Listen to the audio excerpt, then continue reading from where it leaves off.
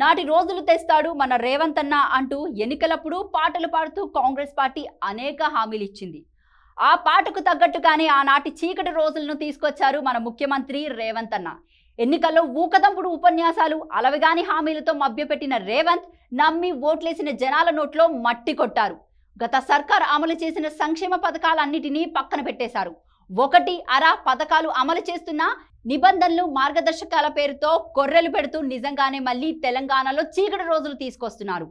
వెంటనే రుణాలు తీసుకోండి, కాంగ్రెస్ అధికారంలోకి రాగానే డిసెంబర్ 9న 2 లక్షల రుణమాఫీ చేస్తానని డంబాచారాలు పలికిన రేవంత్ నేడు రైతులకు కుచ్చుటోపి పెడుతున్నారు.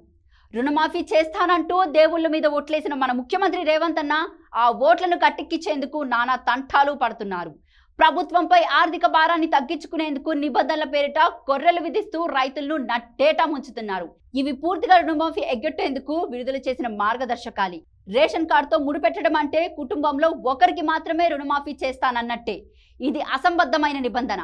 ప్రజాపాలన పేరిట దరఖాస్తులు స్వీకరించిన కాంగ్రెస్ సర్కార్ ఇప్పటి వరకు ఏ ఒక్కరికి రేషన్ కార్డు మంజూరు చేయలేదు. వాస్తవానికి తెలంగాణలో కొన్నేళ్లుగా రేషన్ కార్డులు జారీ కాలేదు. చాలా కుటుంబాల్లో అన్నదమ్ములకు వివాహాలు జరిగి భూ పంపకాలు కూడా జరిగిపోయాయి. ఈ నేపథ్యంలో భూమి ఉండి రేషన్ కార్డు విడిగా ఉన్నవారు నష్టపోయే ప్రమాదం ఉంది. అంతేకాదు, ఇంట్లో పరిస్థితి బాగోలేక లేక కుమార్తెల వివాహం కోసమో కొందరు రైతన్నలు భూములు అమ్ముకున్నారు. రేవంత్ రెడ్డి ప్రభుత్వం తీసుకొచ్చిన నిబంధనల కారణంగా అలాంటి రైతులు గతంలో తీసుకున్న రుణాలు మాఫీకి నోచుకోవు. దీంతో సదరు రైతులు తీవ్రంగా నష్టపోయే ప్రమాదం ఉంది. నవ్వి పోదురుగాక నాకేటి సిగ్గు అన్నట్టుగా 2 లక్షలకు పైగా అప్పులు ఉన్న రైతులు అదనంగా రుణాన్ని ముందుగా చెల్లించాలని షరతు పెట్టారు. అలా చేస్తేనే రుణమాఫీ చేస్తామనడం విడ్డూరం. అసలు రుణం చెల్లించలేకని రైతన్న ఇబ్బంది పడుతూ ఉంటే ముందు చెల్లిస్తేనే రుణమాఫీ చేస్తానడం రైతును మళ్ళీ అప్పులు ఊబిలోకి నెట్టేసే ప్రయత్నమే. పీఎం కిసాన్ డేటా నిబంధనలు పరిగణలోకి తీసుకుంటామనడం సబబు కాదు. ఈ నిబంధనల వల్ల సుమారు 38 లక్షల మంది రైతులు రుణమాఫీకి దూరం అవుతారు. రాష్ట్రంలో 68 లక్షల మందికి పైగా రైతు బంధు అందుకుంటున్నారు. ప్రభుత్వం వద్ద సదరు రైతుల డేటా కూడా ఉంది.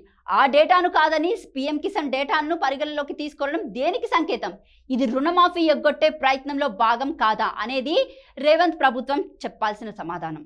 మార్గదర్శకాల్లో రైతులను బురిడి కొట్టించేందుకు మరో నిబంధన.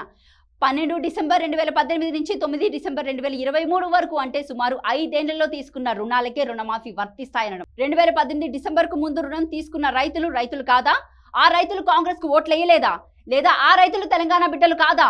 వాళ్ళవి అప్పులు కావా? ఎన్నికల మేనిఫెస్టోలో కటాఫ్ తేదీ కాంగ్రెస్ పార్టీ పొందుపరచలేదు. అంతేకాదు, అసలు వడ్డీ కలిపి రుణమాఫీ చేస్తామని ఎన్నికల్లో హామీ ఇచ్చింది. కానీ నేడు అందుకు విరుద్ధంగా కొర్రలు పెడుతుంది. ఇది రైతులను మోసం చేయడమే. రీస్కెడ్యూల్ చేసిన రుణాలను మాఫీ చేయబోమని చెప్పడం అవివేకమే. ముఖ్యమంత్రికి రైతన్నలపై ఏమాత్రం ప్రేమ లేదని దీన్ని బట్టి అర్థమవుతుంది. ఎందుకంటే ప్రకృతి వైపరీత్యాల కారణంగా పంటలు దెబ్బతిన్నప్పుడు, కరువు కాటకాలు వచ్చినప్పుడు బ్యాంకులే రుణాలు రీస్కెడ్యూల్ చేస్తాయి. అంతేకాదు, మళ్ళీ అన్నదాతలకు రుణం ఇస్తాయి. అది రైతు హక్కు. ఇది ఆర్బీఐ నిబంధన కూడా. రుణాన్ని రీస్కెడ్యూల్ చేశారంటేనే సదరు రైతు కష్టాల్లో ఉన్నట్టు.